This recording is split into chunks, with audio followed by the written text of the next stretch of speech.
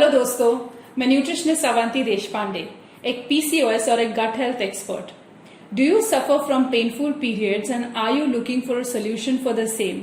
Then this video is meant just for you. ये video आखिर तक देखिए ताकि मैं आपको जो टिप्स बताने वाली हूँ उससे आपके पीरियड पेन काफी कम हो जाएंगे। महिलाओं में मेंस्ट्रुअल साइकिल को रेगुलेट करता है कॉम्प्लेक्स हार्मोनल इंटरेक्शन। अगर इसमें कुछ इम्बैलेंस हो जाए तो हमको काफी रेंज ऑफ सिम्टम्स नजर आने लगते हैं। ऐसे कुछ रेमेडीज है, अगर आप वो करेंगे तो आपके कई हद तक हार्मोनल इम्बैलेंस रेगुलेट हो जाएगा। ऐसी ही पहली रेमेडी है जो है कि सीड साइकिलिंग। सीड साइकिलिंग एक नेचुरोपैथिक रेमेडी है जिससे कि हमारे हार्मोन्स बैलेंस होने में काफी मदद मिलती है। मेंस्ट्रुअल साइकिल के फर्स्ट हाफ में hormones oestrogen and second half में हार्मोन प्रोजेस्टेरॉन इससे रेगुलेट होता है। सीड साइकिलिंग को समझने के लिए हम हमारे मेंस्ट्रुअल साइकिल की क्या फेजेस होती है उसको पहले समझ लेते हैं। There are 3 phases of the menstrual cycle. The first one is follicular phase जो डे 1 से डे 11 तक होती है। सेकेंड है ओव्यूलेटरी फेज और फर्टिलिटी फेज, ये 12 दिन से 17 दिन तक होती है। और तीसरी फेज है ल्यूटरल फेज जो कि महीने के 18 से 25 दिन तक होती है। So in seed cycling it's suggested to have 1 tablespoon flax seeds यानी अलसी के बीज एंड पंपकिन सीड्स यानी कद्दू के बीज। इसे हर दिन लेना चाहिए मेंस्ट्रुअल साइकिल के पहले 13 से 14 दिनों के लिए। आप इसको खाने में यूज कर सकते हैं या फिर पानी के साथ भी सुबह ले सकते हैं या फिर आप सैलेड्स में भी डाल के इसको आसानी से ले सकते हैं।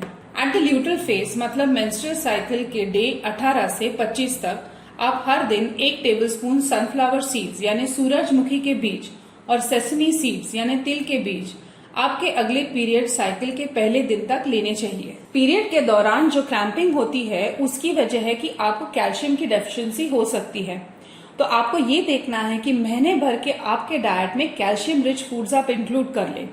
जैसे कि लीफी वेजिटेबल्स आप हफ्ते भर में 2 बार अवश्य लीजिए। इसके साथ साथ आपको ये भी ध्यान में रखना है कि मिल्क और मिल्क प्रोडक्ट्स जैसे कि दूध, दही इत्यादि जो पदार्थ है उसको आपको दिन भर में 2 बारी में डेफिनेटली लेना है। इसके अलावा जो सीड साइकिलिंग के सीड्स के बारे में अभी जो मैंने बात की वही आप आपके डाइट में रेगुलरली इंक्लूड कर लोगे तो आपको कैल्शियम रिच फूड्स भी मिल जाएंगे। काफी बार प्रोजेस्टेरॉन हार्मोन की कम होने की वजह से आपके पीरियड्स इरेगुलर हो सकते हैं या फिर आपको जो पीएमएस की प्रॉब्लम होती है वो भी ज्यादा नजर आने लगती है।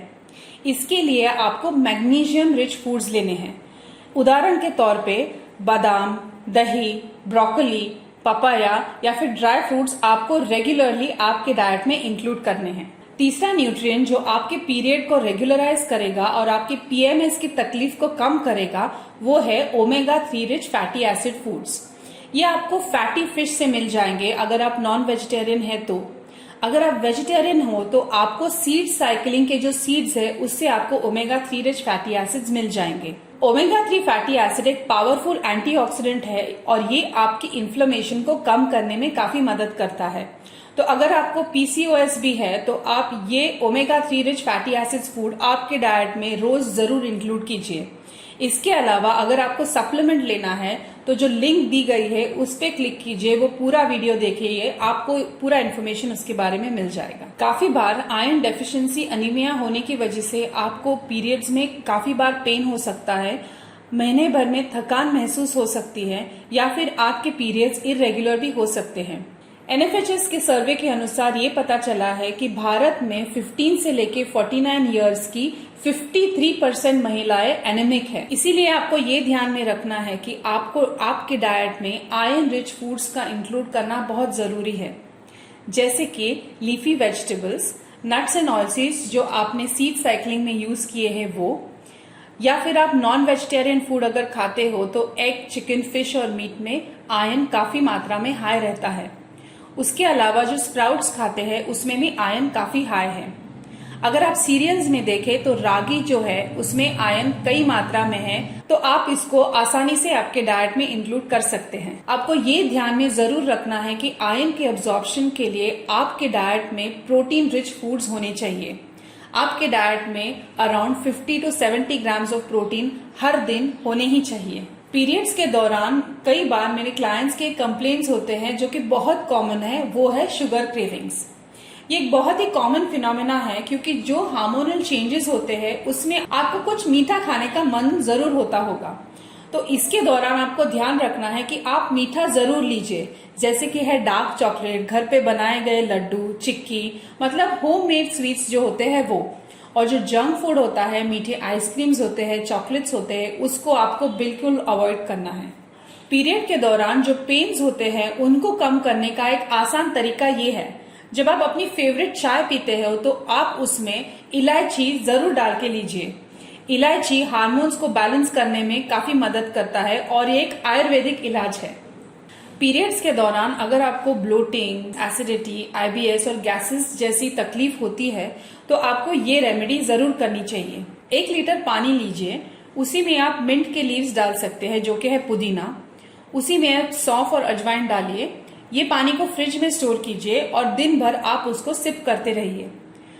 पीरियड्स के दौरान अगर आपको गैसेस होते हैं तो आपको ये देखना है कि रॉ वेजिटेबल्स जो है और बहुत हाई प्रोटीन फूड्स है उसको थोड़ा कम रखना है।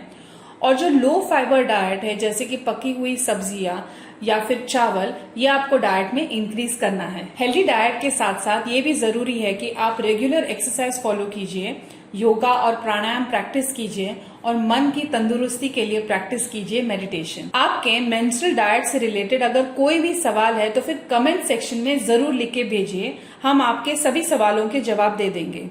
उम्मीद है आपको ये वीडियो पसंद आया है। इसको लाइक और सब्सक्राइब जरूर कीजिए। Learn the art to eat smart and see you until the next video.